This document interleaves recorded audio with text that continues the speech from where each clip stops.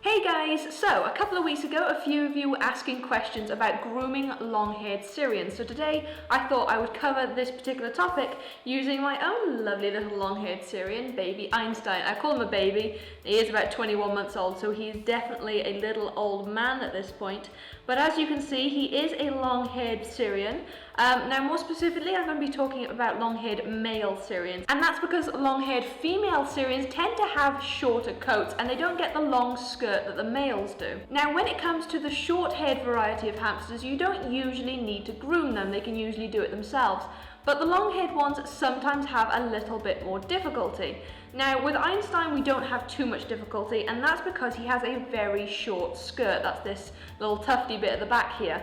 Some male Syrians get a very long skirt. We have had male Syrians in the past with extremely long skirts and we've had to groom them quite regularly, but with him it's not too difficult. So when it comes to how often you should groom them, their coat length does play a large part.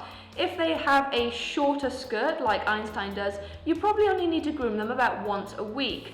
If they have a longer skirt, then you'll probably need to groom them at least twice, if not 3 times a week, in order to stop them getting tangled up and getting mats in their fur. Grooming your hamster is very easy, it doesn't take very long, and if you start grooming them from a young age, they get used to it very quickly and they don't find it a problem and they don't find it scary or stressful in any way. So as hamsters are so small, you do need to be a little more creative when it comes to grooming. You won't be able to use as many of the small animal brushes as are on sale because oftentimes they're too big or they just aren't right. This is a good example of that. This is a small animal brush. If they had a longer or thicker skirt, this may be useful for using on the skirt itself, but for Einstein this kind of brush really doesn't do anything. It's a little bit too big and you can see it just really doesn't do much for him. So a very common tool for brushing your hamster is just a simple old toothbrush, and I would recommend buying the children's ones from the regular toothbrush section of your local supermarket. And all you have to do with these is gently brush over your hamster's fur. You could do this with short-haired Syrians too. This is a really good way of bonding with them if you wanted to. But this helps to just go through the fur and detangle them, get out any knots, and just smooth them over and give them a lovely clean coat. Now I would recommend avoiding brushing the head area because this can make your hamster very nervous and it can stress them out. But if you just brush from the shoulders downwards, they should be perfectly fine with it. Now another alternative, and a few of you have seen this in my videos and asked where I got this, this is the little rubber finger brush. Now you can buy bigger ones of these for cats and rabbits and they go over your whole hand. Well, this one is just a rubber brush that slips over your finger and you can just brush them quite easily. Just straight across their bodies like that. Now this particular brush was actually given to me by someone, but I know you can buy them on Amazon and you can also buy them on some other pet websites. Now these can be a little bit pricey, and again I would only recommend these if your hamster has a particularly thick coat because the teeth are quite large and they don't necessarily work very well on a hamster with a thin or shorter skirt. Now another question I get asked is about cutting their fur. Can you cut their fur in the summertime when they're too hot? Yes, you absolutely can.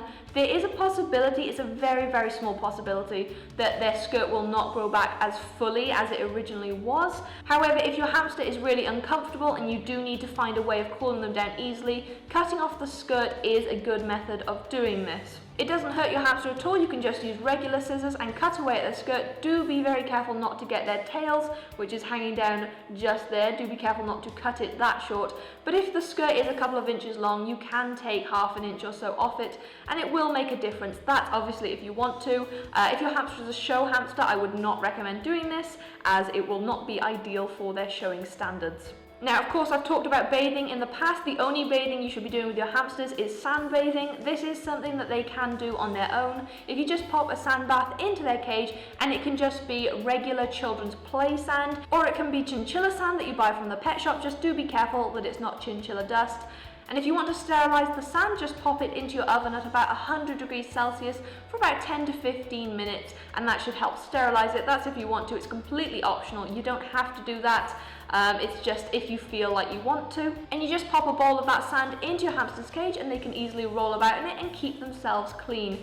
If, like Einstein, your hamster prefers to dig rather than roll around in the sand, you can just sprinkle a little sand on top and then brush it through their coat with the brushes, and that will do the same thing. And it's a really good way of getting them clean. It's a very natural way. It's what they would do in the wild. They would roll around in the sand and in the dirt, and strangely enough, rolling around in dirt does get them cleaner, so it's a good method to use. Do avoid getting your hamster wet. However, if they do have something sticky in their fur or something that's very difficult to get out, then you can use a damp cloth that you need to wring out until there's no dripping water in it, and just use that to gently rub out the dirt and the stickiness until it's gone. Just try not to get it onto your hamster's skin, as it can cause irritations. So the final thing I want to talk about is the best substrate for long-haired Syrians. Now again, if your long-haired Syrian has this shorter kind of coat and a shorter skirt, then you don't need to worry too much about what kind of substrate you use, because it shouldn't cause any problems for you.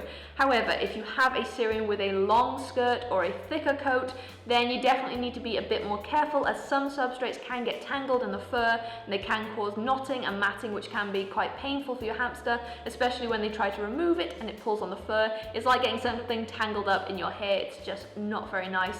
So if you have a Syrian with a longer or thicker coat, I would recommend using either a paper-based substrate or something like wood-based cat litter. Those are both really good options. They definitely don't cause as many tangles as aspen and other substrates, but again, just try out a few different kinds of substrates, see which one works best for you. Sometimes you can have a long-haired Syrian that has absolutely no problems using aspen or other substrates, and sometimes you'll have ones which have lots and lots of problems, so it's worth trying out a few different things, finding out what works best for you and finding out what works best for your hamster.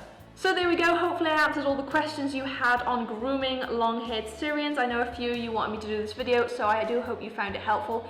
If you did, don't forget to leave a thumbs up. You can also share this video with your friends and subscribe to the channel if you haven't already. And also you can check out the description box for even more information and links to other places. Thanks so much for watching this video, guys, and I'll see you next time. Bye bye!